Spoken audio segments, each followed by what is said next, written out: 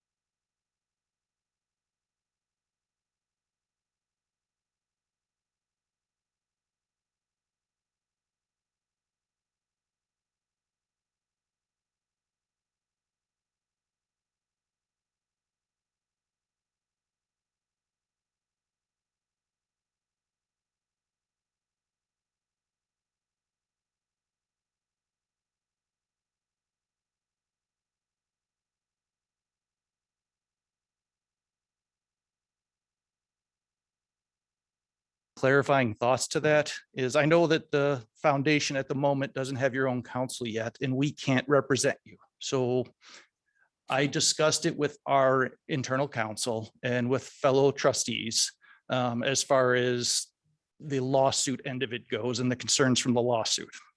And I do not want anybody mistake this. I'm not implying that Mr. James has done anything wrong at all whatsoever. So please have that on the record. I'm not trying to imply any of that whatsoever. What our concern is that this foundation is putting itself in harm's way in regards to the lawsuit. It's our contention, and our counsel agrees, that the foundation has no employees at the district. The foundation shouldn't be named in the lawsuit. You have no financial responsibility under this lawsuit. And since Mr. James not only is a precipitant witness, but was also Ms. Milam's most recent direct supervisor, he will likely be called as a witness during the litigation. He will likely be involved in the litigation. That adds a cloud of confusion that connects the foundation board to the district in a muddied way that might make it a lot harder for the foundation to argue that they should be dropped from the lawsuit. And that is really my main point of concern here. Is I want to keep a clear separation between the district and the foundation to protect you from being involved in this suit where you shouldn't even be named to begin with.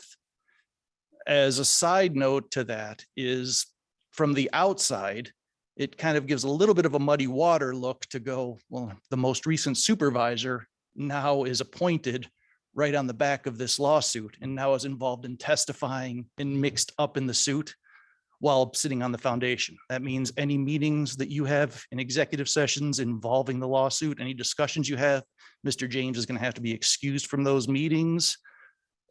You're going to have to try and put up a Chinese firewall and perceive that to the public, which is going to make it a lot harder for him to effectively serve on this board.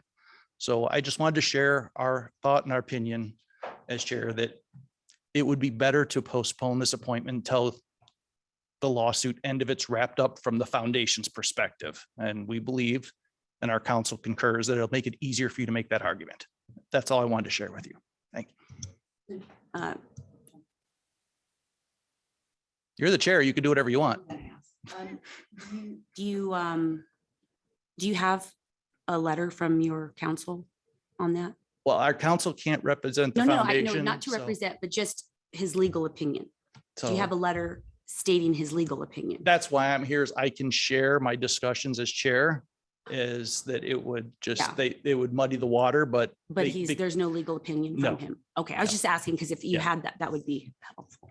No, that would suck them into representing the foundation and make that bridge that No, way. I don't. Okay. No, I get what you mean. But right? So but I'm know trying what to I'm try, saying. yes, I get what you're saying. Yes, I'm just trying to keep a black and white line Sure. between the two I to understand. keep you guys out of it, because you shouldn't be in it.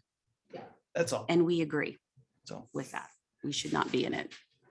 did you have any other questions for me, Chair? Well, I guess you know what, since I am the chair, does anybody have any questions for him? Mr. James, in the lawsuit? He was referenced in the suit as a witness. No,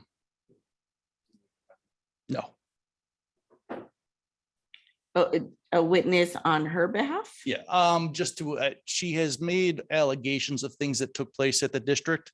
Some of those things were well under his time here. So he's getting sucked in by that, where he could get sucked in as a witness to those allegations that she's made in the suit. So nothing about him, no allegations about him. I want to be clear. There's no allegation at all about Mr. James.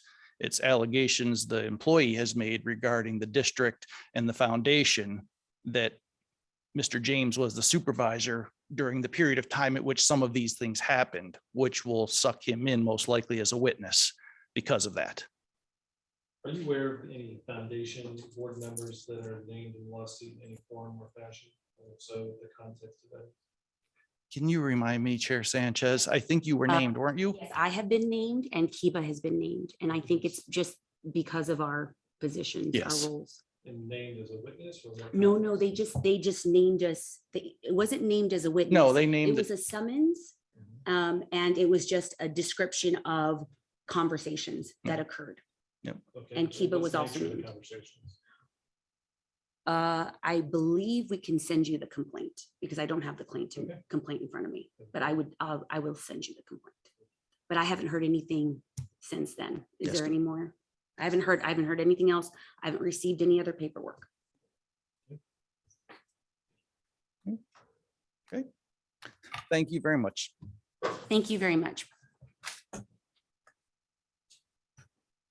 Next public comment. Hi, everybody.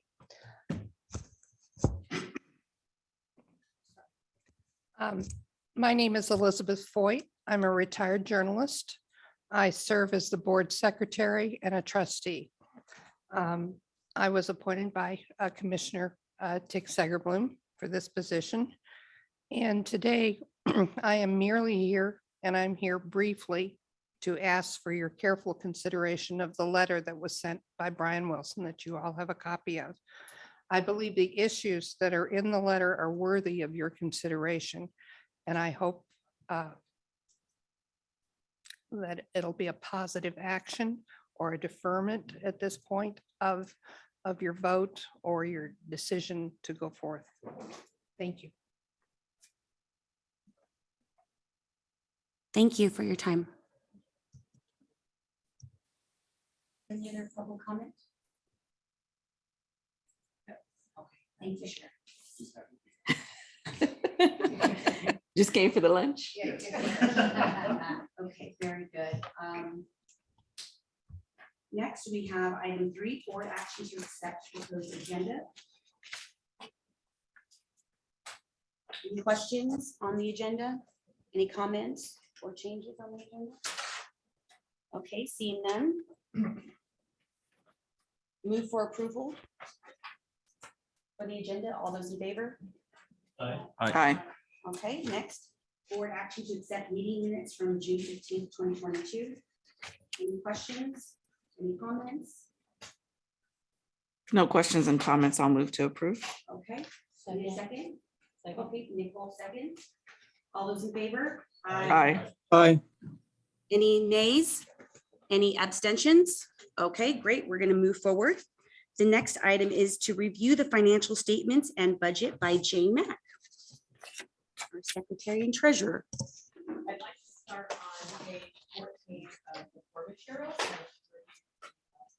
Revised budget for 2022 fiscal year. Last time we met and reviewed the budget, provided five changes to the budget. Number one, to remove all narrow revenue and expenses from the proposed budget. Number two, to remove all foreign contract expenses. To remove $5,000 of miscellaneous expenses. Number four, to reclass $50,000 from the executive director's fund to the library programs and initiatives. And then number five, I requested that the budget be prepared with the restricted and non-restricted classification so that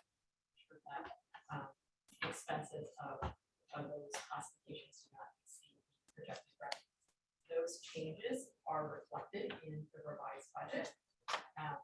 And then we have also revised the budget further for other revisions during the process. So under the revised budget, we are forecasting total revenues of 1.3 million. This 1.3 million is $450,000 above the 2022 budget.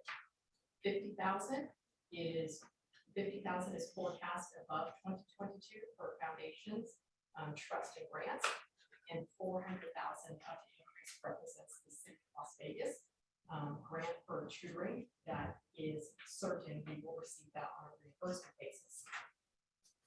On the expense side, the budget forecast expenses of $156,000. This is $49,000 above the 2020 budget.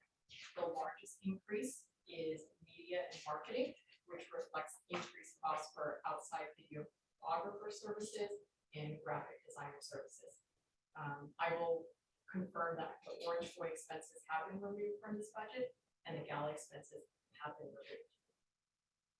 Further on the expense side, program expenses are forecast at $1.2 million, and this represents a $400,000 increase in the budget. This $400,000 increase is related to library programs, primarily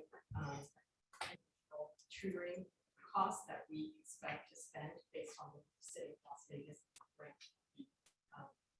foundation has received. And then one other note I wanted to add is that we do present interest income and expenses in the budget. The new markets tax credit income expenses should net to zero by the end of the year. It's shown as netting to zero.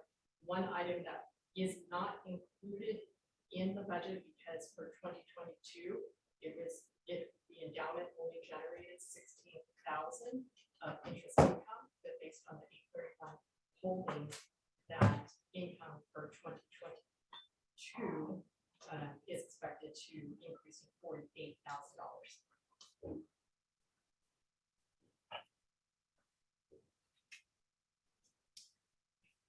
Does anyone have any questions? I do, Chair. Just to refresh my memory, the financial and legal fees was that something we've always had in there? And now that we have these, issues coming up, I know Chair has contacted our insurance company, but just to remind me again of like what actually falls then under that, that So legal financial fees. We've always had 2022 budget, it was at $17,000, and that primarily represented the audited financial statements and preparation of the income tax return.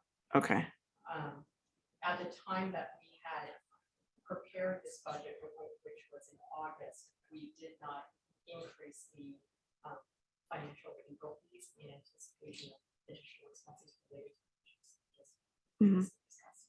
Okay. We have, and you see $25,000.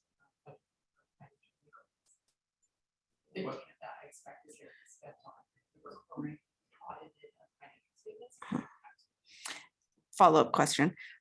So I know that we've contacted our insurance company. They're gonna be taking care of that issue, but do we have like do we have to pay a certain amount, just like you would on an insurance claim where you have a certain amount that you still have to I pay? think it's 10,000 up to $10,000, I believe. From when I spoke. That, like the Yes, deductible yes, portion the of it. deduct- Correct. That I deductible believe- portion would be something that could qualify under that, under this item? I think it can be absorbed in the 25,000 that we have budgeted, but if we collectively want to revise the budget further, that's fine, because the budget right now anticipates that we'll have net income of 47,000. I have a follow-up question on marketing. I did review the Troy proposal. In the original budget, was there any additional revenue associated with that campaign? And if so, does the revenue been adjusted down as we took Orange Boy out? We were forecasting revenue, but that has been removed. So we removed everything that was associated with that. What was the, I don't know if we did a calculation, how it's on top of our head, what that revenue was versus expenses, largely a return on the We were investment? looking at a return on investment. So if we go back to when we had a discussion with Orangewood, it was approximately 46,000 for their program. And we were anticipating a higher ROI based on the data that we had. So we were looking at for that 45,000 that we reversed at least 245,000. This, so our budget currently is still a draft. Pending vote. Pending vote, correct. I have a question. I thought at our meeting, we were going to discuss, we had the gentleman from Orange Boy come to our meeting and go over it. I thought we were going to have a discussion, what you brought up, which is, okay, so now that we know what they're doing, and you say 200,000, but I thought it was 200,000 in, I don't know what you call them, views. It was wasn't in 4 point- money. It was 4.5 million views. That's okay, 4.5 million views, and we were going to make 200.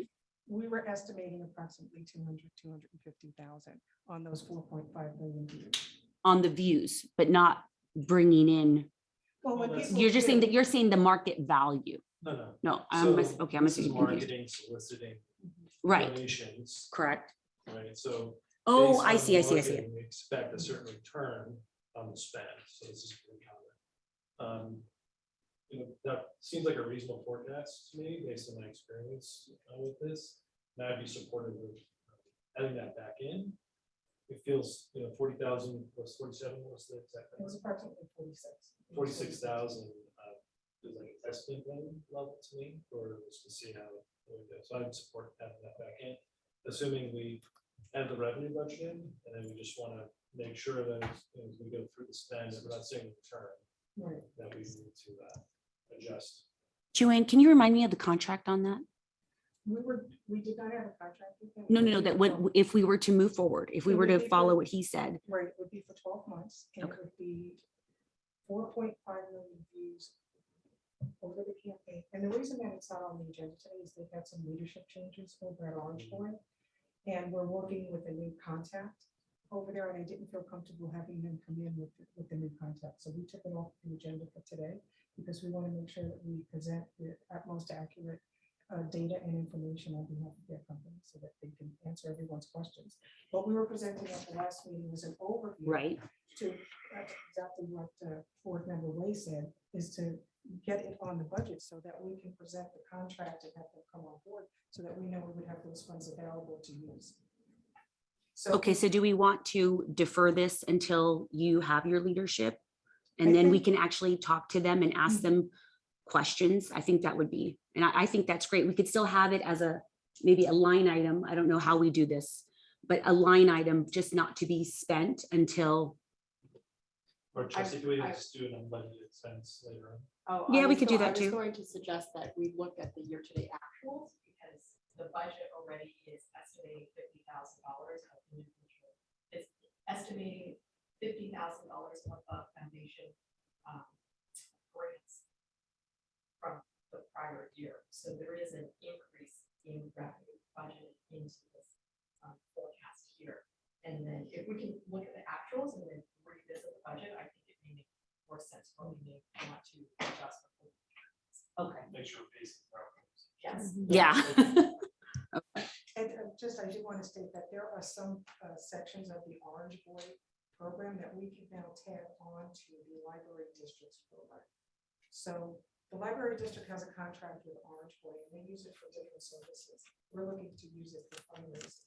So we are working out details and we'll have something to present to you probably at the next meeting where there'll be certain portions where we won't have to pay that full 46,000.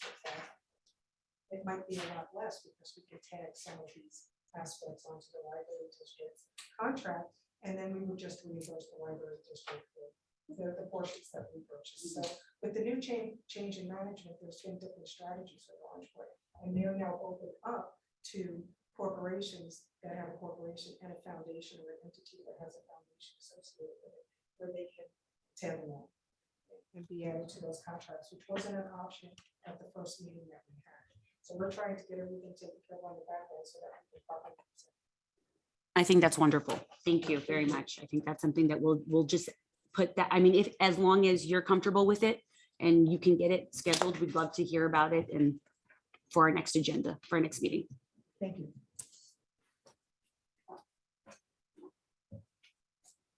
On page 11 is the year-to-date actual results. compared against the budget. So the fourth column of the schedule represents the fourth column actually represents the 2023 budget, it's labeled fiscal year 2023, but it's actually 2020. Year-to-date actuals through 8/31, we've received individual business contributions of $2,218. We received store sales of $49,000, and we received investment income of $1,200. The TD Ameritrade accounts on the income statement and the following balance sheet have not been updated to the actual 8/31 amounts. That accounting will take place subsequent, so the investment interest income is actually higher than the 12 that's here. But you can see based on the 2 months of the 2023 budget, we are underperforming the trends under right now based on the budgeted amounts on the revenue side, but we're also underspending on the expense side. So on the expense side, we've spent $80,000 on the library district programs. We've had $9,500 of the store operation expenses, and we've had other expenses of $3,900.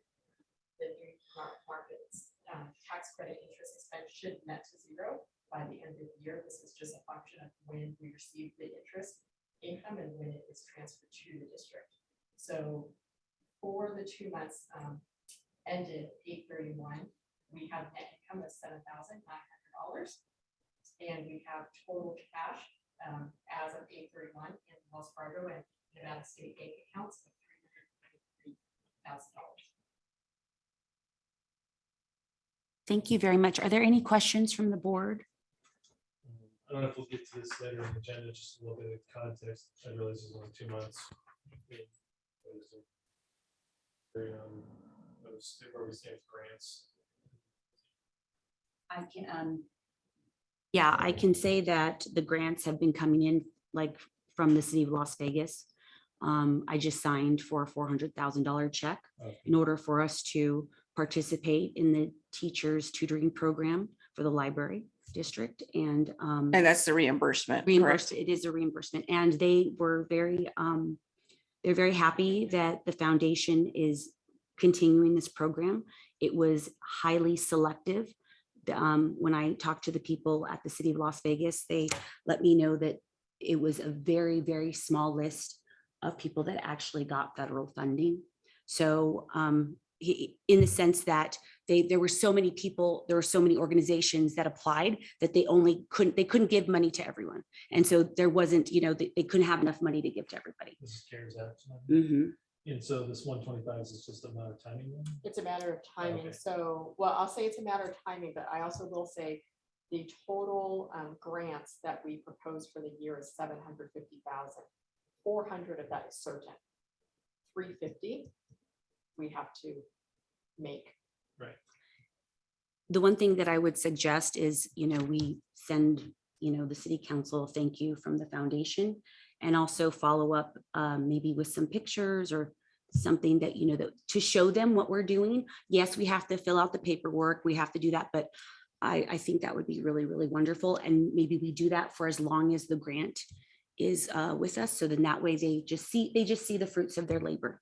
To follow up on that point, Yes.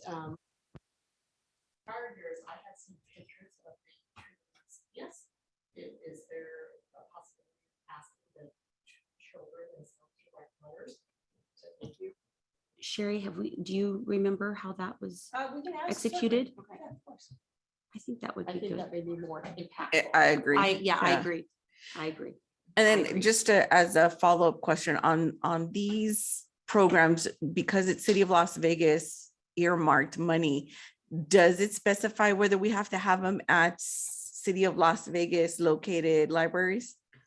When we turned in the grant, I don't know if does it have to be City of Las No, Vegas? we actually got an Yeah, exception. yeah. Okay. For this, they expanded it to anywhere. Okay, The one thing that I do know is that if we would have gotten monies from the county, then it would have negated our city claim. And if the city, so Yeah. it's just, I'm glad that we got it. It's Yeah. just going by zip code, low income zip code, Okay. so they're not paying for tutoring. okay. And if I could just. Sure. Board member Ray, so in my report, I have a breakdown of what we can see. And we're getting invited weekly by entities and by banks, which have to be Nevada State Bank to submit. So we're working with Nevada State Bank, Wells Fargo, Bank of America.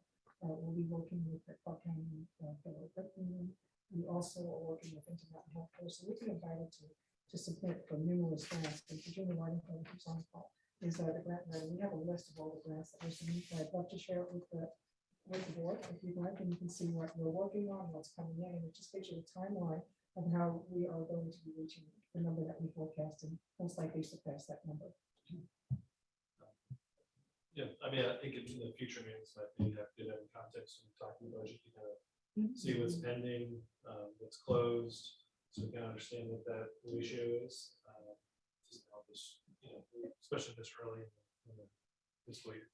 Yeah, we have a lot of movement so far early in the year. It's early in our fiscal year, but it's the end of a lot of corporations' fiscal years. Mhm. So we're really in a good place to be putting these asks in, and we've been making some really great progress. And with the United Way as well. So they've actually committed to us. It's in our report. And I guess when I'll get there, I'll share it, but we have some really exciting news to show. Okay, thank you very much. Any other questions? Are there any other actions for us? We actually, the budget was approved at the last meeting, Right. pending the Mhm. changes, so if everyone's okay with the change. In regards to a gala discussion, again, we would treat that, if we decide to report as an unbudgeted expense. No, we will have a budget for that because at our can you hear me? Yeah, at our last meeting, we said that we will add money back if we need to, because we're able to do that. Okay. Yep. Cool. Mhm. Yeah, great. All righty. Okay, so now that we've reviewed the financial statements, thank you very much, Jane. Discussion and possible action to review and amend foundation bylaws and formation of committees. Our organization is changing. You know, we have Joanne on board. She is working very, very diligently, building relationships, trying to build our foundation with a variety of connections and stakeholders in our community. And, you know, we have been talking about, I looked at our bylaws, this was in the summer. And some of the verbiage of our bylaws and of what we do as a board, our foundation bylaws and our formation of committees, we have not looked at them in 22 years. Some parts of them are 22 years old. We refer to ourselves on our foundation bylaws as members or directors. It's not a big deal. It's a change, you know, just a name change. But there's other areas where when Joanne came on board, we did not have a nomination committee process. We did, you know, it was what we have done in the past is we would have the chair of the foundation talk to a few members of the board, talk to the executive director, or talk to someone in Joanne's capacity, pick out some names and go from there. But it was never really solidified. It wasn't written down and there was no real process. And we have had, I think, 2 or 3 members leave our board. And so we're saying to ourselves, you know, Joanne and I and Kelvin, we're saying to ourselves, okay, how are we going to do this? So I had called Kiba and asked her what our past practice was. And she relayed to me what I relayed to you, how we have done in the past. I think that we can write down the way we are going to nominate people. I think we should do it as a committee. That's how best practices are. That's how most boards do it. So I sit on the Sunrise Hospital board and the Smith Center board. And I picked their executive director's brains, told them what I was doing, and came out with this nominating and governance committee charter. I also think, so I don't know if you guys had a chance to review it, but I think it's a good way for the administration and the board to be able to talk to each other and have people's names go through a process. I will say, if we can someone lower the, or I have right here. Okay, I'm so sorry. If you can go to the second page, I'm sorry. So I guess that would be page 16. I think, you know, we all know, thank you so much. We all know that the board has to have individuals from different areas. You know, Kelly has expertise in government. You have expertise in business. Michael comes from a legal background. So it's important to have a variety of different intersections of the community on our board. And so the responsibility of the committee would be to recruit and nominate suitable board members, also to provide orientation and training programs for the board. I've heard from some new board members and I completely agree with it. We had people onboarded, but then COVID happened and then everything kind of fell to the wayside.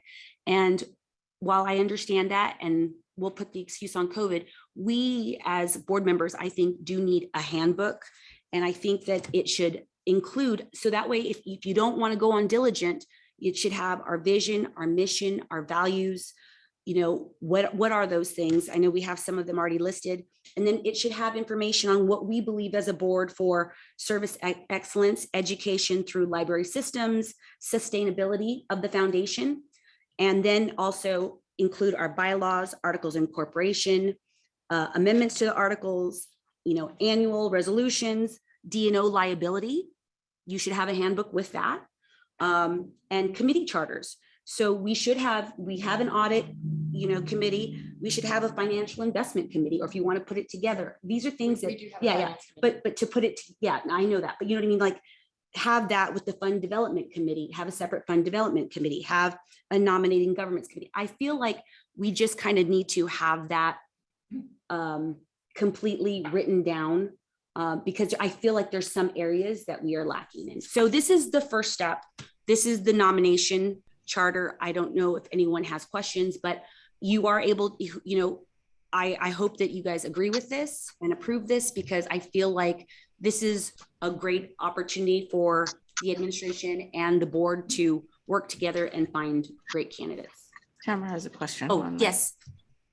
Hi, Hello, Elaine and Tamara. board, and I apologize for not being able to be there. I went to Disneyland, the happiest place on earth, and came back very, very sick. So I do not want to be coughing and hacking on all of you, but I told Mickey and Minnie that you said hello. I love this idea, Elaine. I definitely believe that we need to have a much more detailed, policies and procedures, and so forth. I'll be more than happy to raise my hand and help be the lead for the entire, I don't know what you call it, the policies and procedures crew or committee.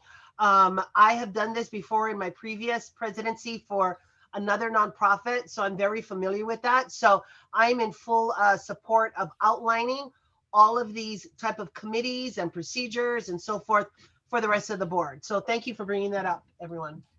Yeah. Thank you very much, Tamar. Yes. I have a quick question. So are we starting from scratch, or did we have some sort of policy and we just never reviewed it since 20 years ago?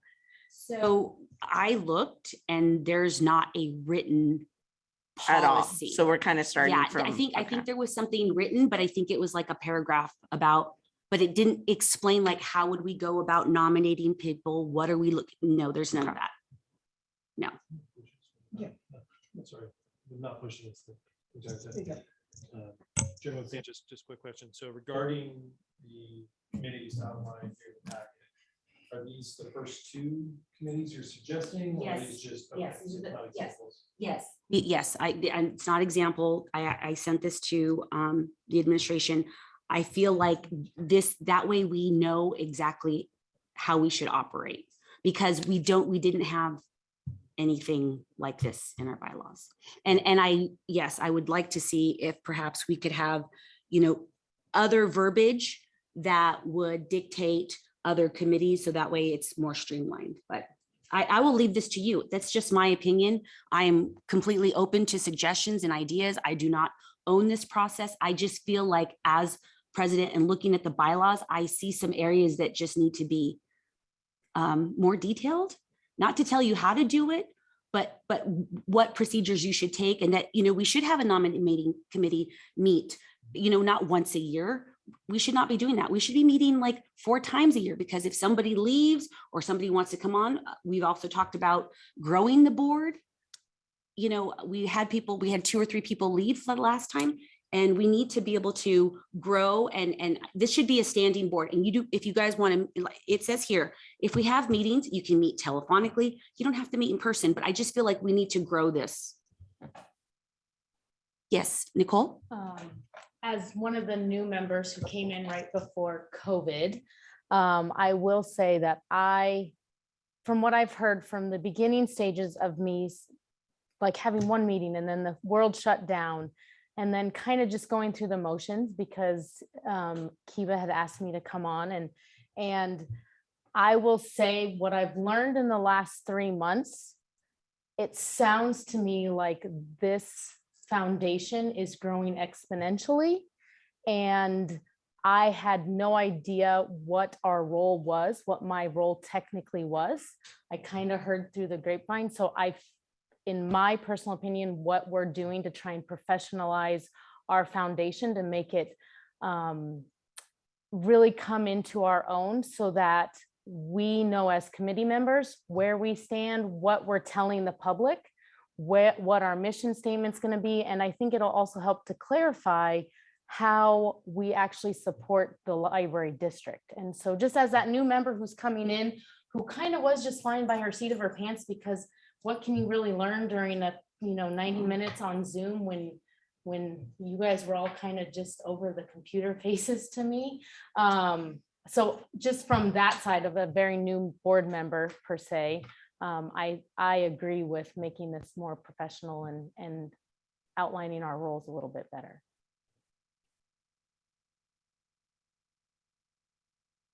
Any other comments or questions? We should probably read Tamar's statement from Oh. chat just on the Oh, record. thank you very much. Tamar says, I would recommend that we pull all the past info and work from there. It's better than reinventing the wheel. We are just updating, and that's exactly, she's right.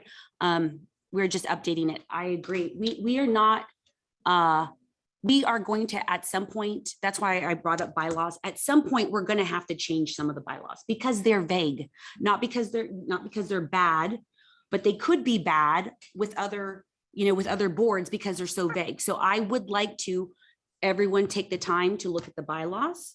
Everyone take the time to think about, what are the pieces that are missing? Nicole we went out to lunch. She had so many good suggestions because she is new. So she Right. she It's looks like at things fresh eyes. and it's right there in her face, which I think is fantastic because some of us have already been on boards, and they generally run the same, but when you look at the bylaws, you do see a lot of vagueness. And I think that's something that we need to look at and create a committee, create a committee to look at our bylaws, a governance committee. A 20-year-old bylaws that, yeah, Yeah. definitely need to. Yeah. So are there any other questions or feedback? How do you guys feel about that? Definitely move forward. Elaine, Hi, Kiba. Hi, Kiba. hi guys. Hey Elaine, I agree. I think it's a great idea. I mean, I think Kelly and I are probably some of the oldies that have been on the board for a while. So I think always clarifying our roles is important. So I think updating our bylaws, I do agree with Tamar. We do have some things there. I know the hard part about pulling things from Diligent makes it hard for people to go to, but I'm old school. I like having my own binder in hand so I can pull it. And so I remember getting one when I was a trustee. So it's probably a good idea to make official hard copies rather than having just the digital version from some of us. And I think something else that's really good for us to do is, I've heard several times throughout this meeting about, Joanne, she works for the library district. And I think having things like that clarified in the bylaws and the book, especially the relationship, I think as the former chair and you now as chair, I think you're doing a great job trying to breach some things that have happened in the past, but keep moving us forward. And we're lucky to have you. And so I think it's important for us to let, the foundation, to let the board know that we're here to support library programs. And that's always been our mission. And I think over the years, we've done a great job of pulling grants in and pulling in and supporting new programs that have come out of the library district. And so I think that's something we want to continue, but I think maybe we can outline some of those relationship things as well. But full support here. Thank you. Are there any other questions? Just one other Yes. comment. I agree. This is a good move moving forward in terms of this nominating and governance committee charter. I would say perhaps we need to be more clear on adding a recruitment selection, the committee's role in vetting candidates as well. Whether that's through interviews or whatever, obviously we have a situation now, but maybe that were caught right before we made it to an election. So I just if we add, see if we can add that into the roles responsibilities or the Thank you for those comments. I think that's something that we can do. I also think that I have here that Kiba would like to be on the bylaws committee. And I also have that Tamar would like to be on the nominating committee. Kelly, did you say you would be on the nominating or the bylaws committee? I mean, I think with Kiba being there, she would probably have somewhat of the same view that I have just because of the amount of time that we've sat. I mean, definitely, some new eyes, some newcomers onto the board Okay. would probably be best just because then you have that kind of, new feel and old feel to kind of bounce ideas off of. Okay, so if we're going to make committees so we can, work on this and doesn't need to be finalized now, but at least we've opened it up and we're going to work on this, then would anybody like to be on the bylaws committee? Yeah, I'd be happy to join. Okay, Nicole, do you want to? Okay, I think this would be good because honestly, talking to Nicole really opened my eyes about a lot of things that I just, you just go on autopilot, and she's right. So I am submitting that we put Michael Kalish, Nicole Rogers, Kiba Creer, and Tamar as bylaws committee. Then that way we can actually go through the bylaws. We can discuss it maybe at our next meeting, make changes. And just, I think we're going to have, stages of drafts until it's not going to be done in one meeting, but I think we'll have stages, and I think we should be done by the end of this year. I do think we can do that, even though I'm not chairing that committee. So just to be clear, we're only voting to create one committee, that'd be the bylaws. Yes, and then they will be presenting to you what needs to be added, what verbiage needs to take place, and because you're going to look at our current bylaws, they're going to look at our current bylaws, and then they're going to make additions. I'm just very specifically which committees we're voting to create today. So that one. In the bylaw and then committee. we will handle at separate meetings, the proposal to create additional committees. Yes, and I guess I'm jumping ahead, so sorry, Joanne. We have to have committees I think for some of our bylaws, but I'm going to let them work through that first. We'll discuss that at a later time. And then there's also other committees that we need to discuss on another agenda, on another item. So yeah, we'll get there. Am I answering your question? I hope I'm Because they answering would your add question. that, just because I'm following what you're Yeah. saying, I think they would add that to their presentation, right? They Yes, would it come would be part with of the saying, presentation. these are the other committees Correct. that we need to But establish. because they're not established, we can't vote on anything. We have to have the bylaws committee like create the framework. Yes. And then they need to present to us, and then you need to approve it. And then we can say who's going to be on what committee. Does that make sense? Sure, I'm completely clear. Okay, Just for so the sorry. minutes, because since we do it in the agenda here, have a couple other proposed committees that we're not voting on this today. Want to do that clear for the record. Oh, yeah. But yeah, formation of committees. So correct. So right now we're only forming one, which would be the bylaws. And I would like to see if we could have this, on the agenda at our next meeting, just every time, just so that way we can, and if we discuss it, great. It's up to the board, it's up to them. But if we discuss it, great. But if it's, I just want to make sure we're on the right track. And if we don't, we can move on. Can I add a comment? Yes, please. I think it's important that we review these bylaws with outside counsel. There's a lot more requirements for nonprofits than they are for profits, and those have changed, and these haven't been reviewed since 2013. So Who's our outside? Once So- we're now to that point where we don't have I will say that Michael, when I was looking at the bylaws, I went to Michael Kalish, and he was very kind enough to help get a pro bono counsel to the amount of $10,000 to help us with our bylaws. Okay. And I am completely in debt to him.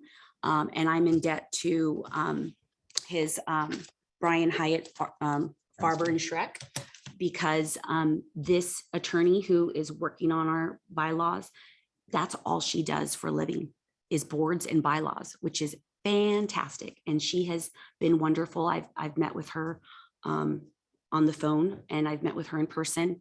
And so we have somebody that can help us do that, just to get us on the right path. So then that way nobody's saying what's allowed and what's not allowed, because that's not a good place to be. Is that good? Okay, very good.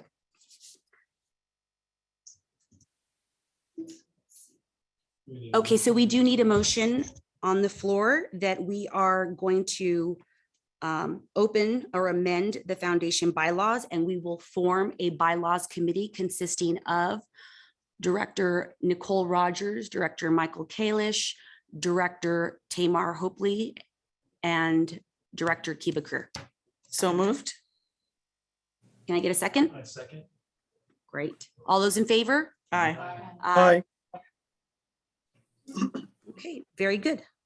Madam Chair, I don't know if you noted. Felipe Oh, I'm sorry. Felipe Ortiz has been present. Yeah, we Yes, have- we have you, Felipe. Hope you're doing well. Yes, thank you. I'm at the office. Thank you. Okay. Okay, the next one is the discussion and possible action on foundation media policy. I'm not sure if I'm getting ahead, only because I had a board member talk about our media policy, which I don't think we have. We don't, like, if you look in our bylaws or you look in we do not have one. The foundation does not have one. And so I know there was a question on the media policy, and then also I believe a meeting prior to this or 2 meetings prior to this, there was another board member asking about what is our marketing and what is our media policy, but that was in regards to Orange Boy. So we can talk about that when we talk to the Orange Boy folks. However, because it was brought up, I thought I'd put it on the agenda to discuss. And as you can see, it says Foundation Media Policy, current Las Vegas Clark County Library District media policy is as follows: when the library district creates promotional materials for the district and or library foundation, all proper protocols are followed. So the question is, I'd like to open it to the floor. Is there any questions on this? I think we just need to know what those because proper protocols is very vague. I mean, what does that mean? Would you like to take that?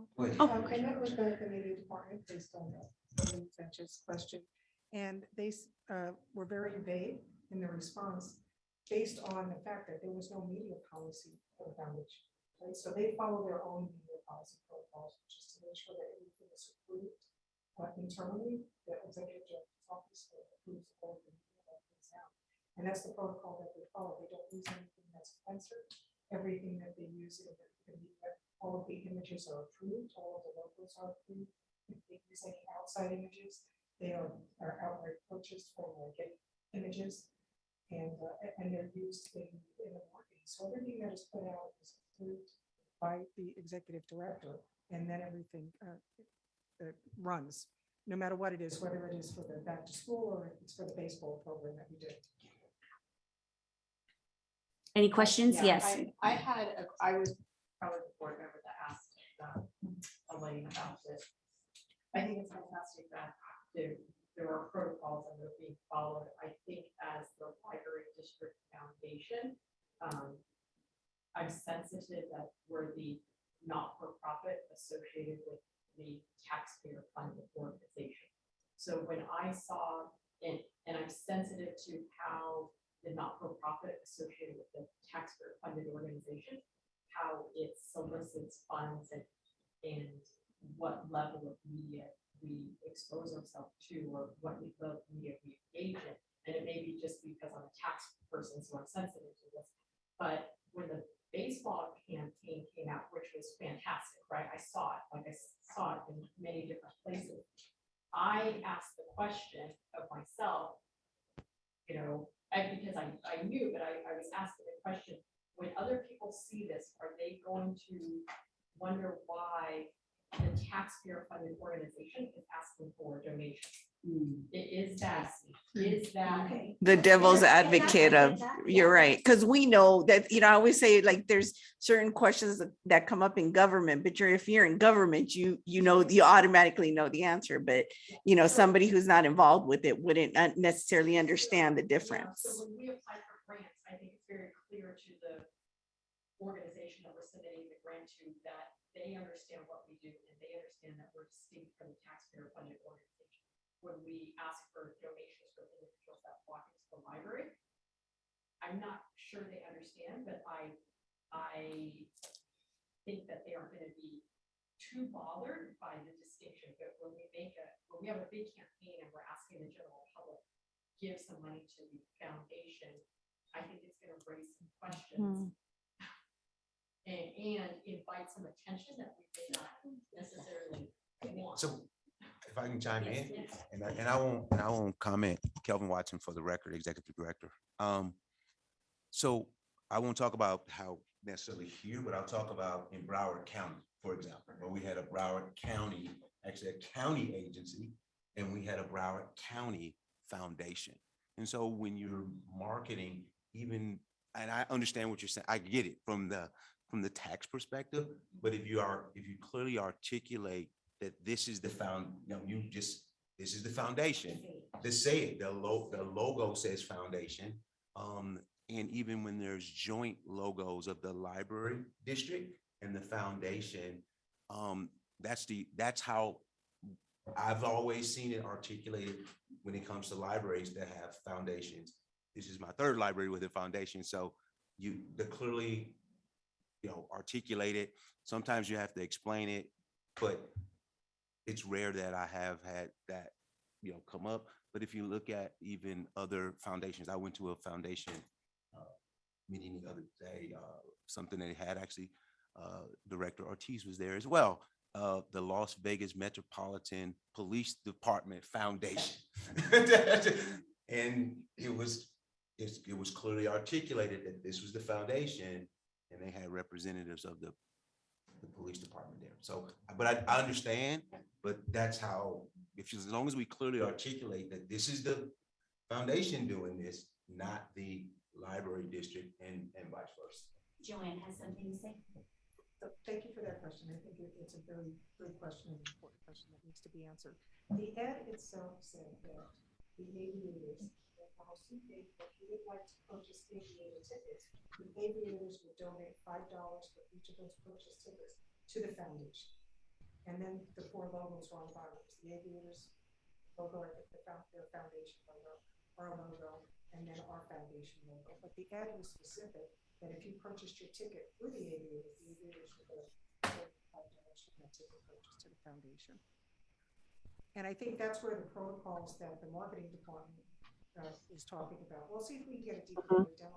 But when we did speak with them, they said that, that they followed the protocols on the district side that are in place. So I think that. Are there any questions from those that are not? Oh, go ahead. Oh, Tamar, please, if you have a question. Hi, Elaine. I'm so sorry. I'm so talkative today, right? First of all, I think this is great. I need for us to all remember that the library district is the parent company, right?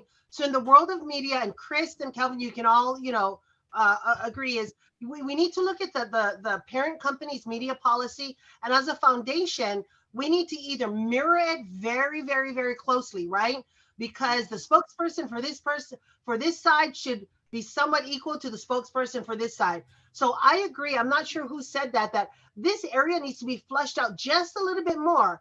It doesn't have to be detail by detail by detail, but in my world of media, I have a media policy, right? I've got the hierarchy of who gets to speak first. And if we get interviewed here, and if it's about, digital equity, then I'm the spokesperson. If it's about, technology, it's this vice president and so forth. So I agree on that, but I think there needs to be let's look at our parent company, the library district, and their media policy to ensure that we are in definite, unison with how their marketing and media division, works. And Joanne, I think, what you're saying is a perfect example. Yeah, the tickets, where, I don't know, I said this event is, being put together by the foundation, everything benefits the library district. I mean, you can always just kind of put it that way. I do that with Cox Charities in that sense as well. So thank you. Okay, thank you very much. I agree. I think maybe if we could look at the library district's policy and potentially mirror that and say something to exactly what you said, put the logo on, which you already do, but at least it's written in writing, and then we can adopt it. And is that okay? Does that work for everybody? We'll put that on the next agenda. Is that okay? All right, very good. Thank you so much. Okay, we are running out of time here. So let's see here. Why don't we go ahead and start the gala? I'm gonna move over and do the discussion of the gala, proposed gala, because that's very important. And I don't want to keep you, I would like to give you more than, I want to give you enough time to present. So that way, if there's any questions, I am so sorry. No worries. I think today we really had some great discussions and some great agenda items. So thank you for the opportunity to bring this to the board today. The development department, the main goal of the development department is to raise funds through the Library Foundation. One of the best ways to raise funds is by having a gala. And you can see, and I'm sure a lot of folks in this room have been getting invitations to various galas that are going on. The grant gift. Excuse me, Elaine, can you ask Joanne to speak up a little bit, or whoever's speaking? Sure, I sure will. Can you hear me a little bit better now? Yes, that's better. Okay, thank you. I'm sorry, I was a little far away from the microphone. So in researching on, on how we could raise funds is to really thank the community for how they support the library district. So I wanted to present to you a timeline and a draft and a proposal for a gala to be held in November of 2023. So the gala, the majority of the funds that are needed for the gala would not be needed until the next fiscal year. But there are some items that we would need to have for this fiscal year if the board approves to move forward with this, to start implementing it. So in meetings, the development department has 3 to 5 meetings a week when we're out in the community. We meet with casinos and private entities and entertainment locations. And 2 of the locations that we met with for this proposed gala was the Red Rock Casino. And the reason we met with the Red Rock is we thought it would be easy for people to get in and out of. They have great parking and it's off the 215. So depending where anybody was coming from town, it seemed like a good location. But also to up the ante just a little bit, we wanted to follow in the footsteps of Grant a Gift. So if you look at the Grant a Gift Foundation and what they do every year, they're at Allegiant Stadium, they're at the hockey stadium, they're at the baseball stadium, and they bring in very large crowds because of the venue, it's different, because of the individuals that they're honoring, and because of the focus and the mission of Grant a Gift. I mean, they just do wonderful events. So I have in here a proposal from each entity. The top one is the Red Rock, and the bottom one is Area 15. So everyone's familiar with Area 15. They are off of the 15, right behind really the Palace Station in that area. There's a direct road that takes you right down there, and they have a lot of land, and they do a lot of entertainment. They have an outdoor area that they put a tent up in the wintertime, when the weather gets cold, and they rent that space out for $50,000, and that doesn't include food or beverage. It's just for the entertainment space, because there are so many organizations and entertainers that come that rent that space out. That's what the command is for that location. If we were deciding to, and if everyone approves the Area 15, and we'll go into a little bit more detail with that, the Area 15 will be offering that location to us for $2,000. So they are right off the bat removing $48,000 of that rental fee cost off of the event. So if we look at the 2 budgets, the top is Red Rock, and the bottom is Area 15. We're estimating 500 people. That could be a little high, but we wanted to, the price will be the same whether we have 250 people, 350 people, or 500. So it's not that the price goes down as we add people. The price is the price. So for each location that we were looking at, we would have a cocktail hour, with the hors d'oeuvres, plated dinner, beverages. And we're looking at the Red Rock at this point. Their audio visual is not included, so the audio visual cost would be about $12,000. So if you look at the details here, and plus we're tax exempt, so we don't have that tax fee. For an estimated gala for 500 people at the Red Rock is $156.99. Now, if you take that same information and you look down here at Area 15, they are including the beverage for the first 3 hours for non-alcoholic beverages. So we will look for a beverage sponsor. We have a beverage sponsor that we work with for other projects that we do on the library side that we would present to the board for your consideration. But we do not plan on paying for alcoholic beverages at this. We are sure that we can get a sponsor. So the numbers that you're seeing here are as close to accurate as we can come up with. And then for the room rental, it's only $2,000, and that includes the space, the linens, the flatwares, the chairs, the tables, house music, and candles on the table. The audio visual is $2,500, and they're only charging us for the labor, for the setup fees. So versus the $12,000 estimate that we're looking at the Red Rock. And then, they have the service and the gratuity. So for the Area 15, their total cost for 500 people, we're estimating it at $57,605, which is $115 a person. So where the big difference is that you're seeing really comes in that room rental fee. And they're really including a lot. They work with the library on the program side where they donate the packages for patrons to go to Area 15 and the Illuminarium, I think it's called. And they really want to have a long-term partnership with us. Just this year, they won the Nevada Business Magazine's Best New Business in Southern Nevada. And that's how I got to meet their vice president, Mr. Michael Casper. And I met him at that lunch, and he invited me to come down and tour Area 15. He wanted to know how he could partner if we had any events coming up. And that's where we were able to talk about the gala.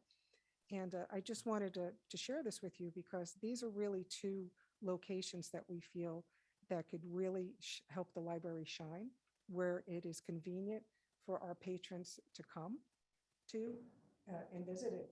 The traffic at Area 15, it really does not back up from the various times that I've been there. Most people come by cab or Uber.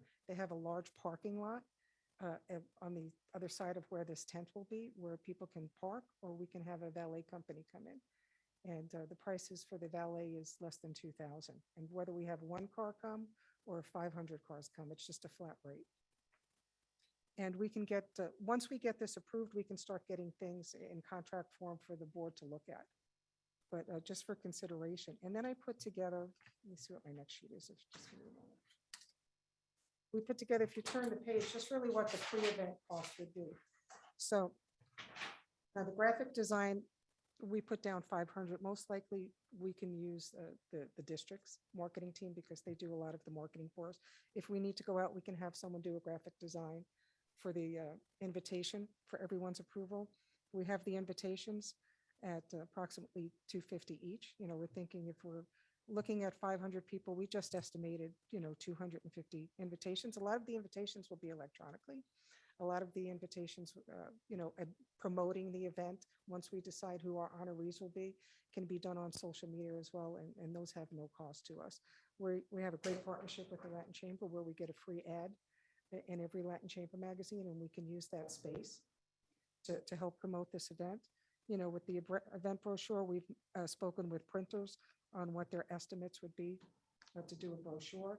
And then for the marketing, for the paid marketing, if we decide to do billboards, or depending on who it is, if we wanted to buy time, we're estimating at about $10,000. The actual award that we will give will be, approval of the board on what you'd like, if it would be a statue or something, that is memorable that they would like to keep. So that's what we are estimating our upfront cost, approximately $15,875. But the nice thing is if you look at the next thing, what we're looking for the pricing, and I know that it looks like it's high, but it's comparable to what other nonprofits are doing. And depending on who we honor, I think that we can get these numbers, whether we honor a corporation and a family, or a corporation and two philanthropists, or someone who has been philanthropic in their time, but is very well loved by the community, where they would support this person being honored. And these are the things that we can talk about when we get to the committees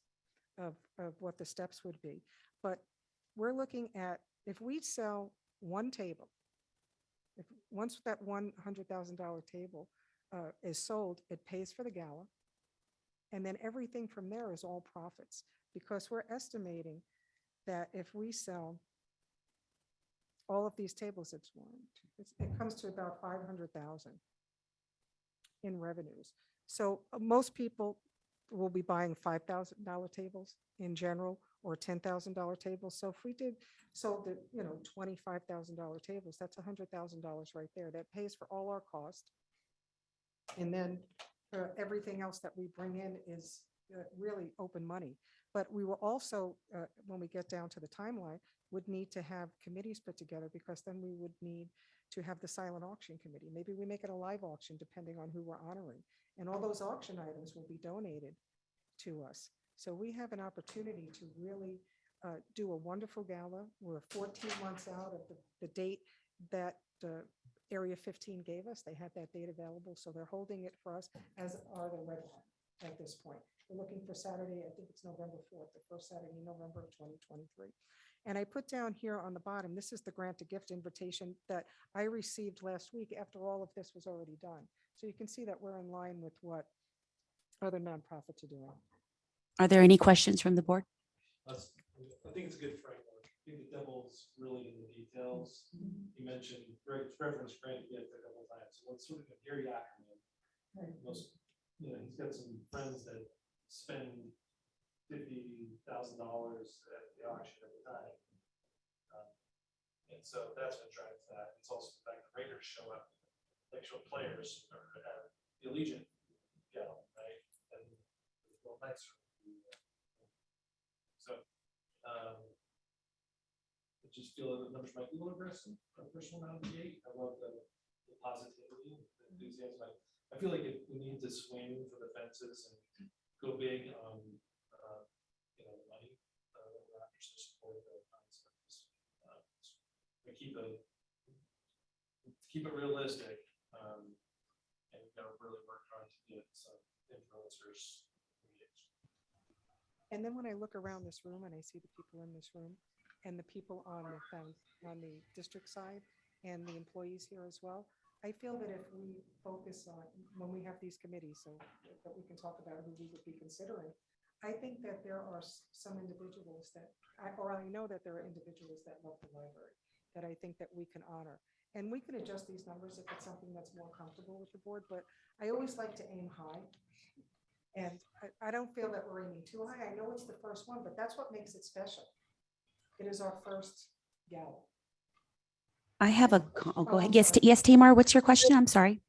Hi, just more of a comment, Joanne. I think this is fabulous. Thank you so much, because I know this is exactly what we were looking for when we had our June meeting. So thank you. I just had one area of concern was if we did it at the Red Rock, the food was going to be, I don't know, about 78 of some sort. Is that my adding 44, about 50, 70, and the difference at area 15 is 35. So I think it was about a $19,000 difference in the food. And I just want to throw it out there. If you're going to ask someone for $100,000, we want to ensure that it's still at a very, fabulous, type of food and drink, right, per se.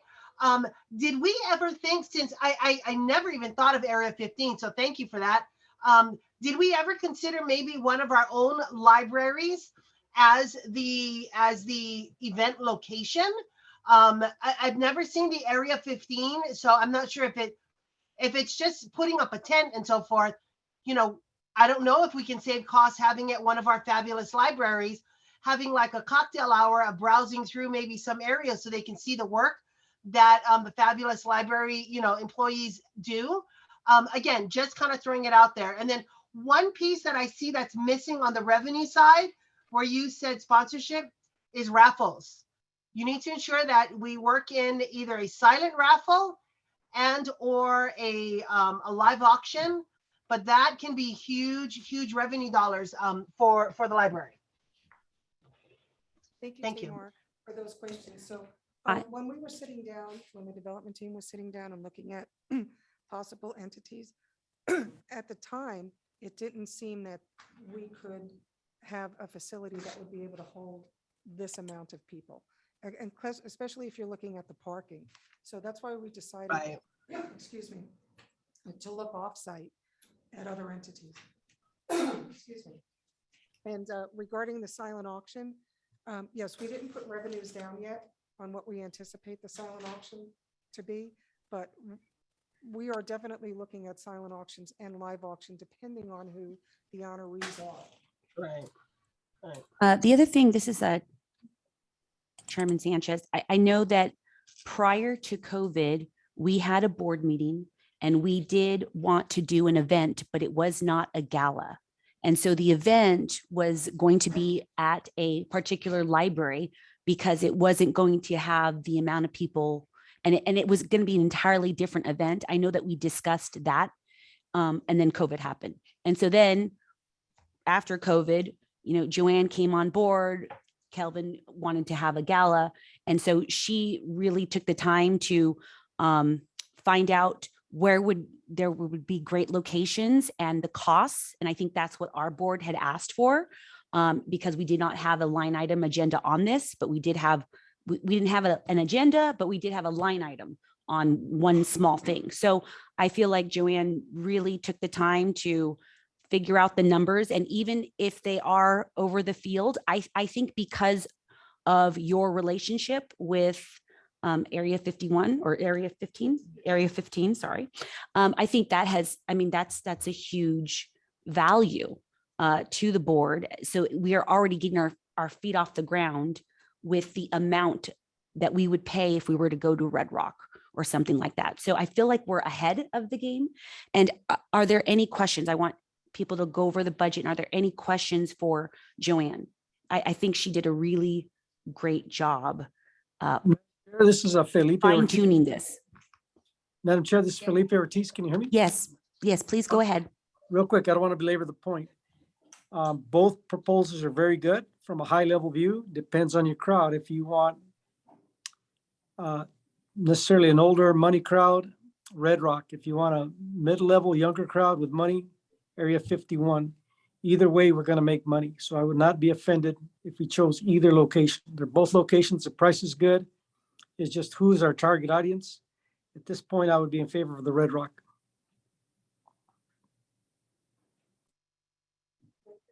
May I respond? Yes, please, please. So there's another insert on here. It's called the draft gala outline. And I put a 14-month timeline together.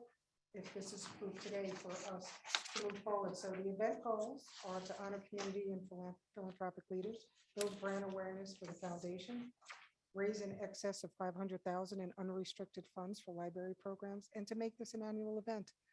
If it's successful, people will look forward to coming like they do with the Larry Rubo's Gala and the other galas that are out there. So our target audience are business leaders, philanthropic companies, philanthropists, library supporters.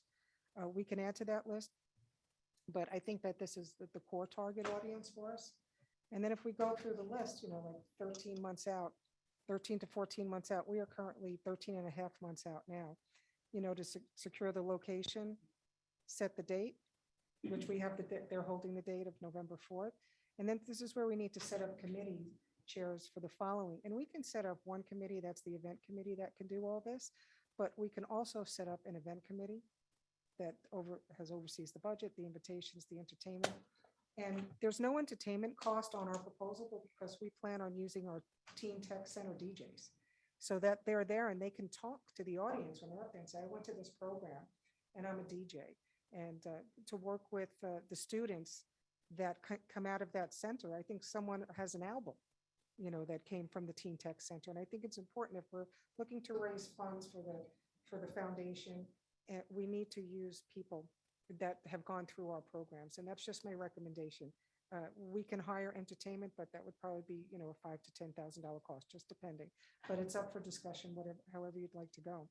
And then we can have a volunteer committee. At the library, we have over 400 volunteers who would be more than happy to volunteer for this. We can also work with our partners. We met with Monica at the Wynn. She has been wonderful in our conversations with her.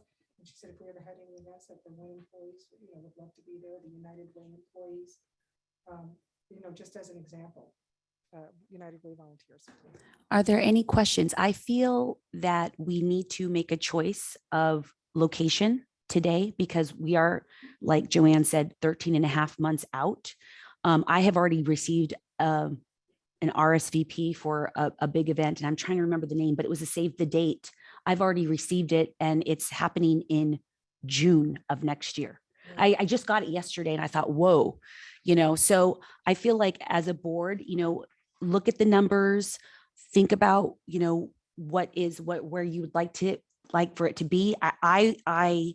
My personal opinion is I feel like we should do it at Area 15.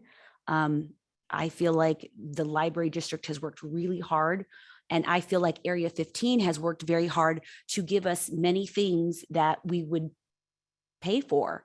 And so like I said, I feel like we gain a step up, and we're not going to be in arrears the minute we start go on this process. Question regarding the Area 15. So describe the venue again. I'm familiar with Red Rock Galas. I've been to the Owl.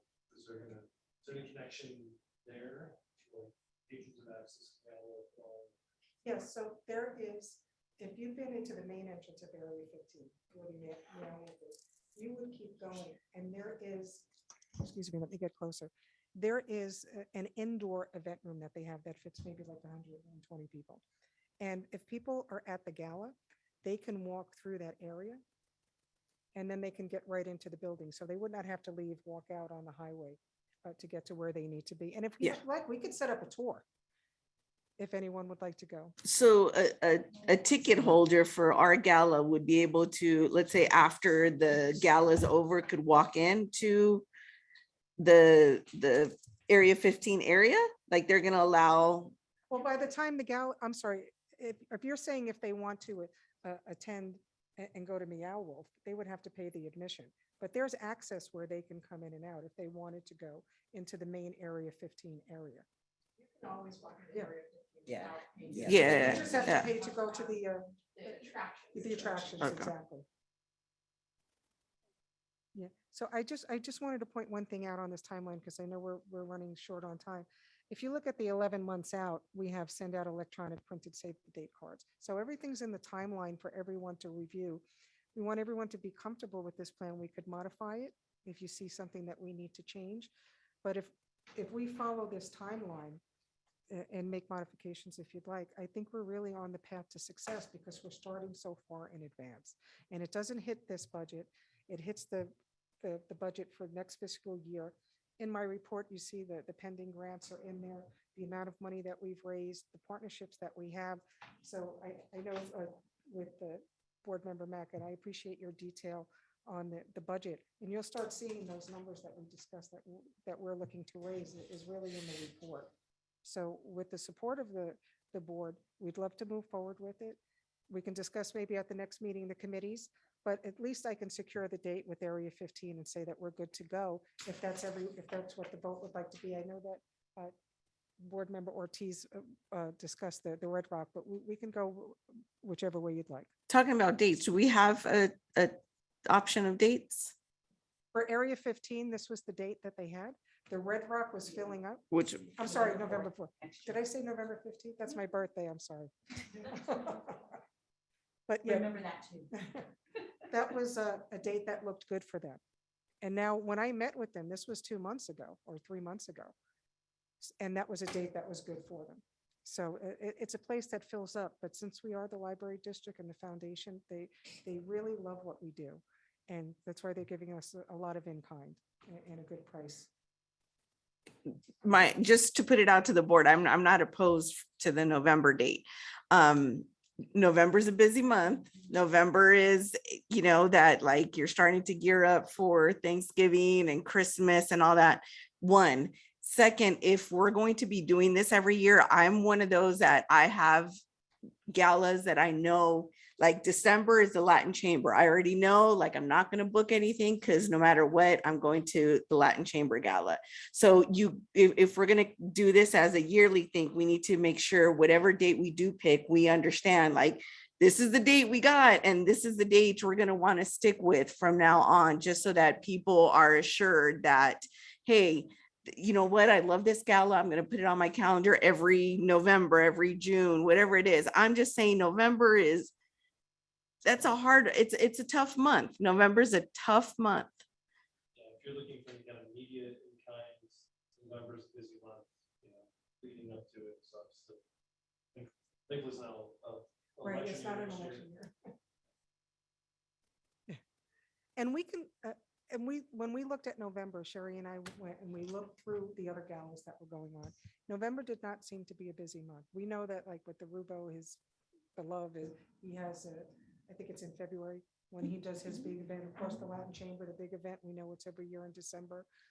And with the other organizations, it seemed like they were a little bit more flexible, that it wasn't the same month every year from some of the research that we did. And in meeting with the Red Rock and with Area 15, these were open, where other months were not. Yeah. Okay. Yeah. I'm not opposed to it. I just wanted to kind of put it out there. Yeah, no, I think that's great. Yes. Director Rogers. Oh, I thought you had a question. Sorry. Director Kalish. For Area 15, are you talking about I know you mentioned a tent. Are you proposing to have the gala outside in the tent or inside? It is a tent that is heated and lit. And it has a floor, it has a stage, and it has all of the lighting. So it's not like if you were, like in the Hamptons at a cocktail party outside with like a little makeshift tent.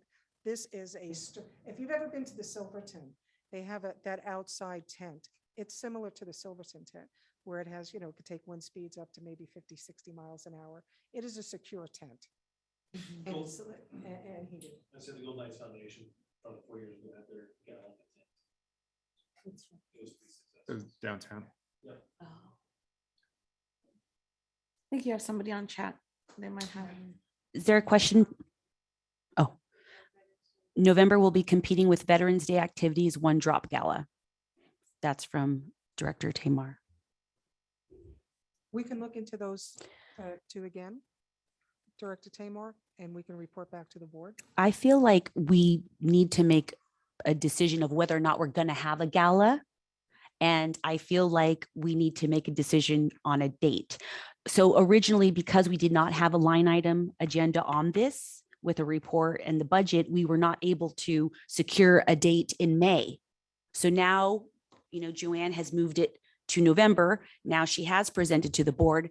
And our next meeting, when's our next meeting, Sherry? It's in November. So then, so then we're losing more time. And I feel like, I know that after our last meeting, was it June meeting? After our last meeting, I have spoken to Joanne about 4 times on the phone. One time I remember talking to her for 45 minutes with my children in the car to discuss like exactly what, I would think the board would want to see. Then we've met a couple of times in person. I feel like she has really done yeoman's work on this project to answer questions. So if you have any questions on the budget or things like that, I spoke with Director Jane Mack, and she had alerted me that, as far as funding, this is something that can be funded. We have the funds to do this. The question is, do you want to do a gala?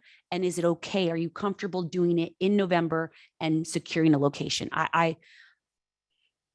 Any questions? Okay, thank you. Director Way. I'd like to move that we move forward with the gala at the location Area 15 and on the date November 4th, 2023. And can we also add to approve the gala outline also? Also to approve the gala outline, the draft gala outline. Show. Okay, I got a first. Can I get a second? Okay, second from Director Nicole Rogers. All those in favor? Aye. Any opposed? Any abstentions? Okay, motion passes. Thank you very much. Thank you, everyone, for the opportunity to present.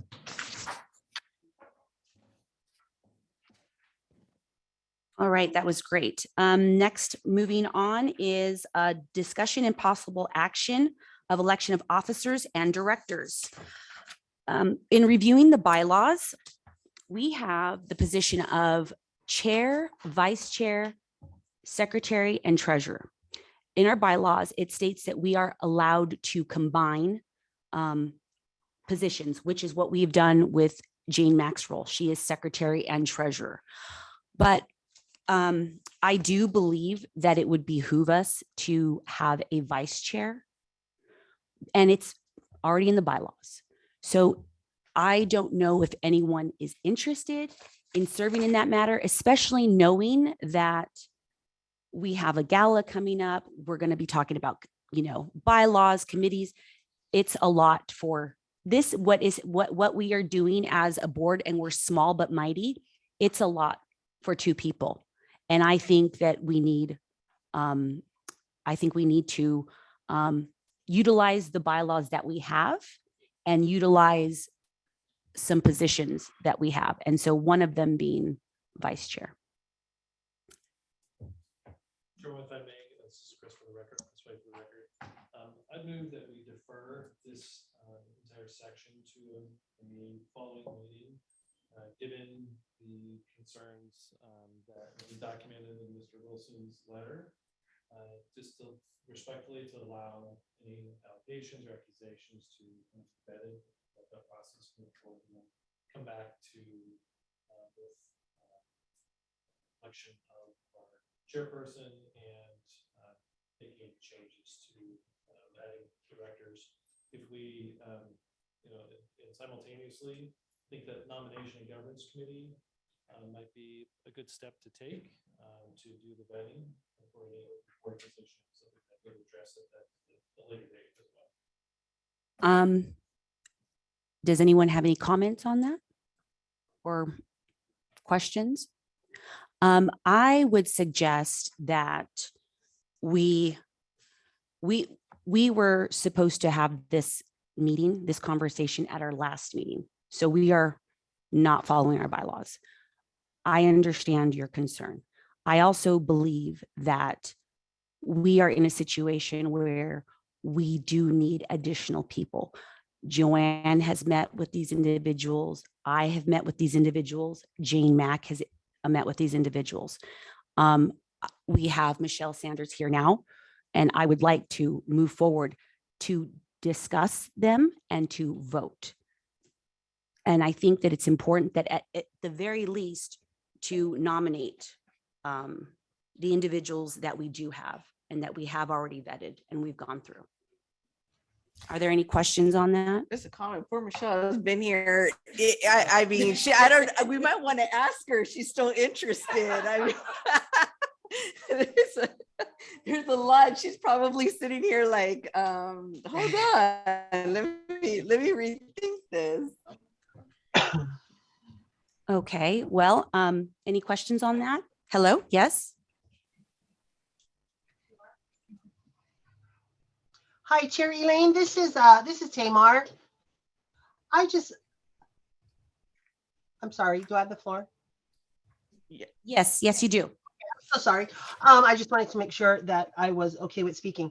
I kind of agree with Chris where the president and the vice chair, I think those, I'm normally, I'm used to nominations of big positions like that, having, a time to review the nomination list, do a call for nominations per se.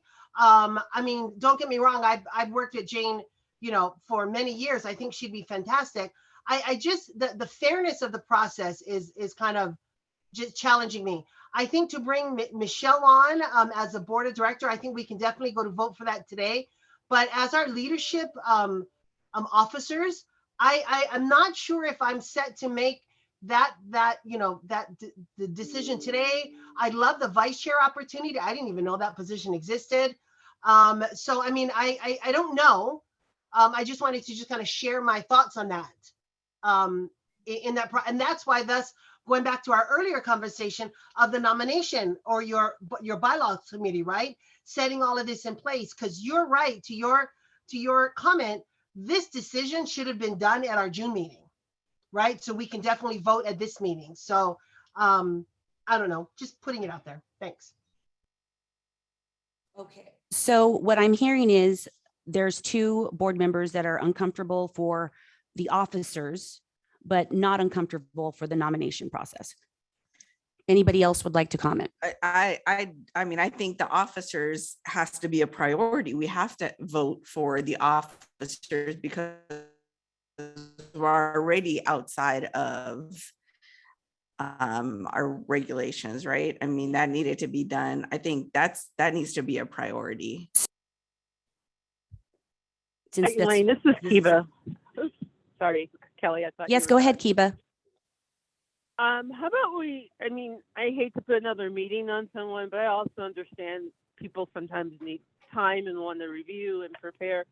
Why don't we just have a special meeting and say, 3 weeks, 2 weeks or whatever, give people a chance to look at it and then make a decision. I agree we can vote on the addition, but if, I'm always the thing of as a board, we have to stick together and we all have to, we don't always have to walk the same drum, but we've been a very united board. And so just with having two of us disagreeing on the process, I just think give them the time, but understanding what Kelly's saying about, and what you're saying, we're already behind the 8 gun and there's some urgency. So I'd be willing to do another meeting just to settle that. We can do it via Zoom or whatever, just to deal with that one issue, or even if Joanne has other updates.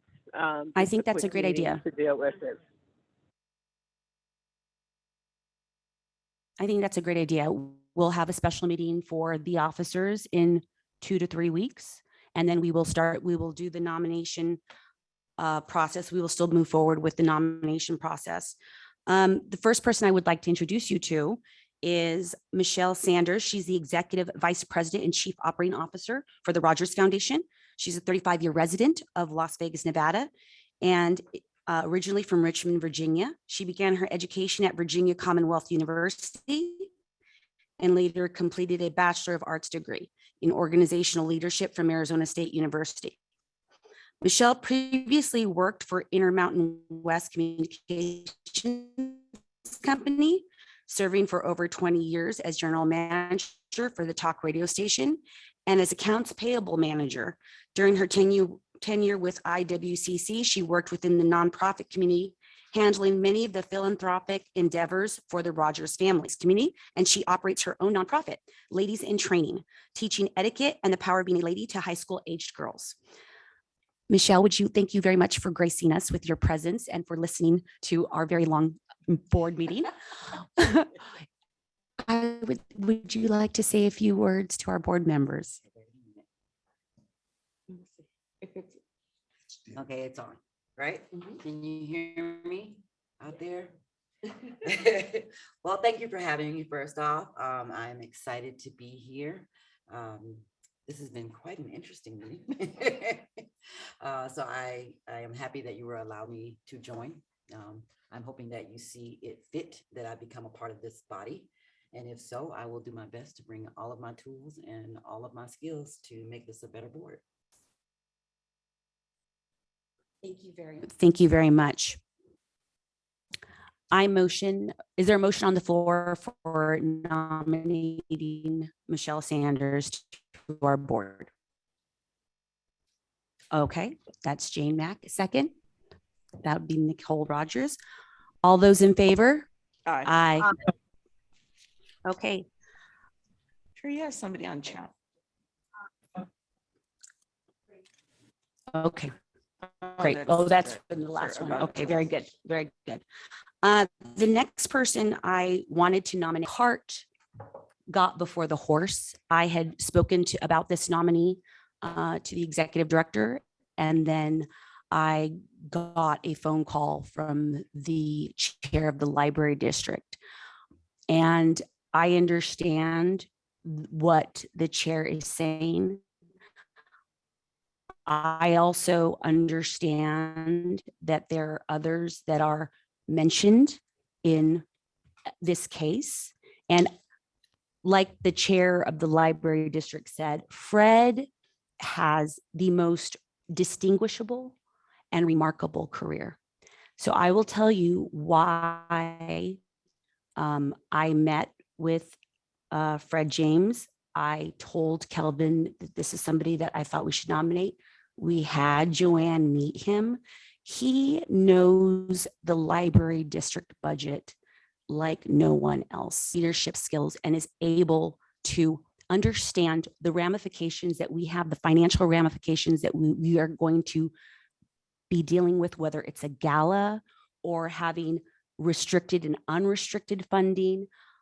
I cannot say enough, and I'm very saddened that the way that was handled went out that way. I really feel like it was not handled the right way, because when I had spoken about it for the first time, immediately I got a call from the chair. I hadn't even had a chance to discuss it with anybody or talk to anybody, but I felt that as a board, the very minimum that I should do is at least talk about it to Joanne, Kelvin, and get a chance to at least bring it up to the board.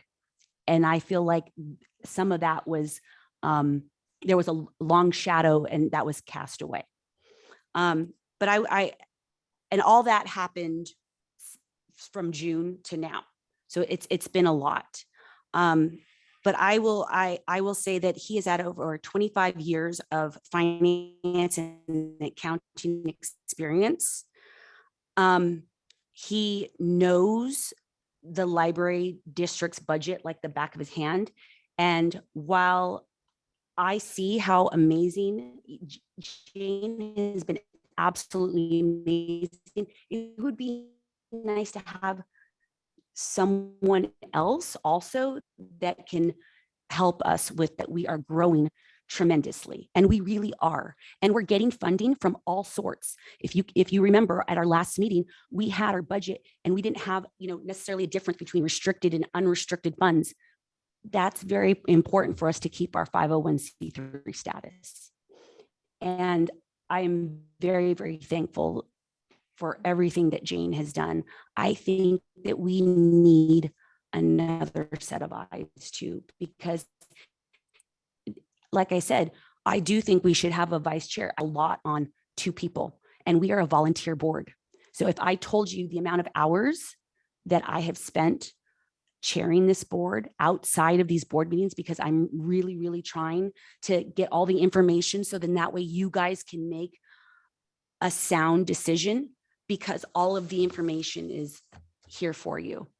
And I know that we have not had that all the time. So I am recommending that Fred James be part of our board. He has leadership in administration, leadership in development operations, which is something that is key to Joanne's role. And I think he would be an amazing addition to our board. And like the district chair said, there is nothing in his being that should be questioned. It's not about that. I will Chair. also say that the issue that is brought, I'm almost done.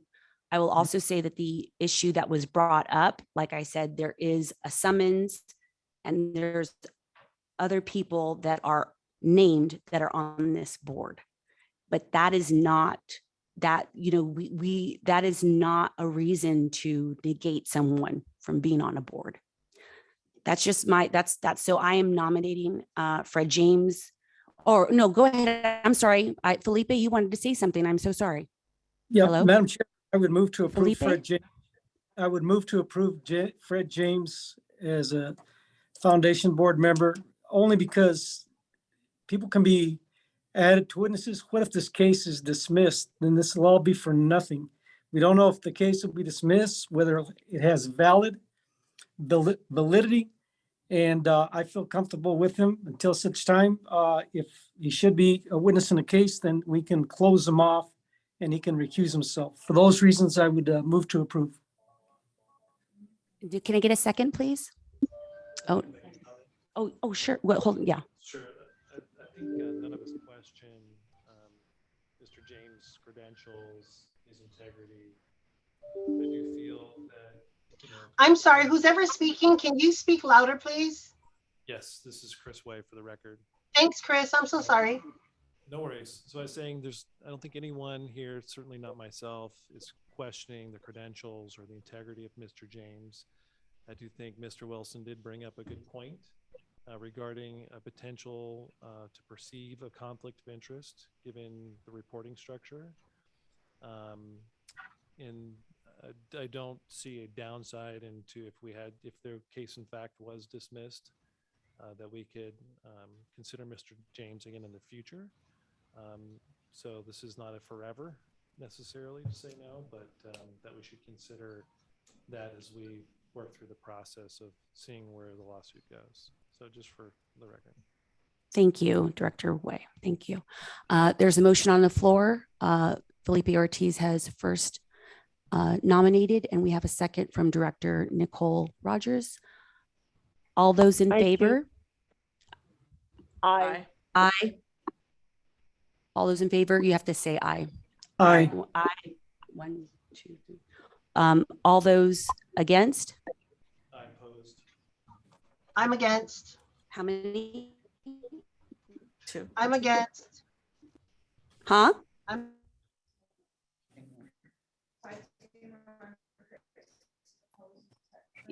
No. Wait.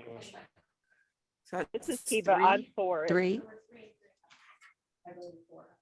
So that's 4. So yeah, Elaine, did you get my vote? No, I'm sorry, I didn't get your vote. What is your vote? My vote's aye. This is Kiva, career trustee. I mean, Michael is no. director. Nicole is yes. I was gonna give you. Yes. Yes. Okay, I'm okay, so thank you. sorry, Motion Chair. passes. Chair Elaine, I just got Oh, and disconnected. finally, oh, okay, I'm so, Elaine, I just. we got have your disconnected. vote. You have my vote as a no?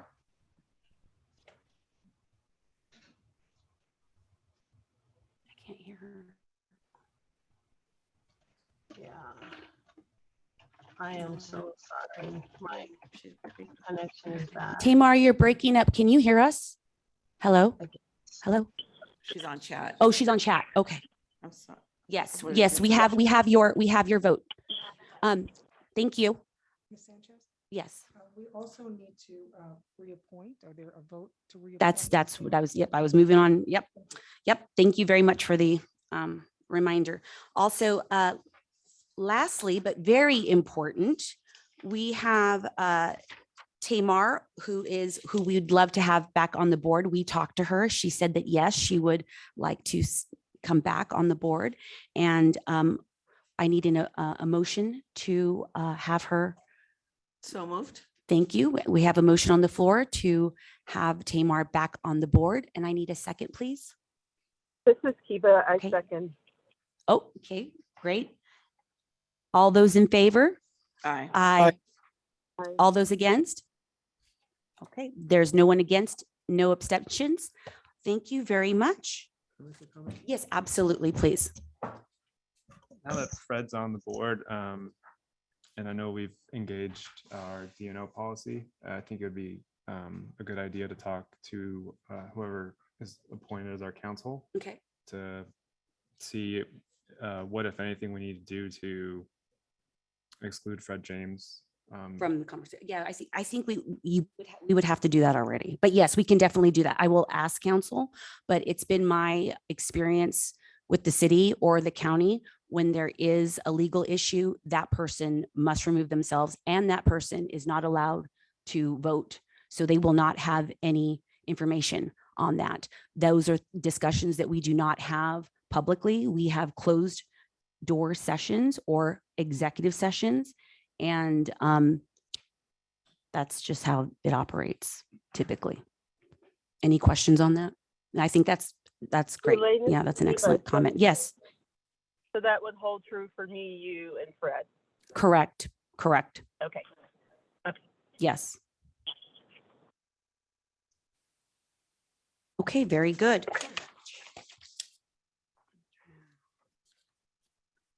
All right. We have, is it okay, Joanne, if we move your development director report to our next meeting and we'll just do both? And is that okay? That's fine. Thank you. Okay. And Kelvin, are you, no issues? Yes, can we set the date for the 3 week, 2 weeks or 3 weeks? So today is September 22nd, Thursday. 2 weeks would be October 6th. Gosh, it goes by fast, doesn't it? And what we can do is you can come in person, or we'll continue the Zoom. So just to make it easier. Is that okay? Okay. Noon. Is that okay for everyone? Okay, very Elaine, good. Yes, yes. Noon is Hello? fine for me, but this is Kiva. Noon is fine for me, but will we consider moving the meeting more center of the city in the future? He wants to know if we can move it to another library. location. Oh, sure. Yes. Why don't we work with Sherry, and maybe you can, if you'll do me a favor and call Sherry, and then every other board member, if you have comments, like what would be a more central location, I'm sure we can do that. We actually used to do that in the past, we would go to different libraries to see them. And I loved that. That was wonderful. A little bit of a difference now is that we need tech help because I don't know how to do all this. It's a hybrid meeting, so we have to make sure that we have techs available at those locations. Okay. All right. If we're going to continue to do that. Okay, very good. All right, well, thank you very much. I'm closing this meeting, adjourning this meeting at what time? 1:56. I'm very, very sorry that it went over. Thank you very much and congratulations to Michelle. We look forward to working with you. Thank you. Thank you, everyone.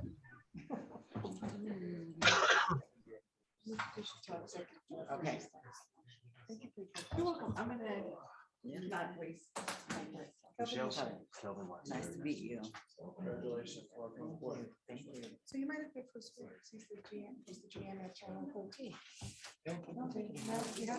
So, Oh my gosh. Forever. Seven Yeah, it's been and 7 years.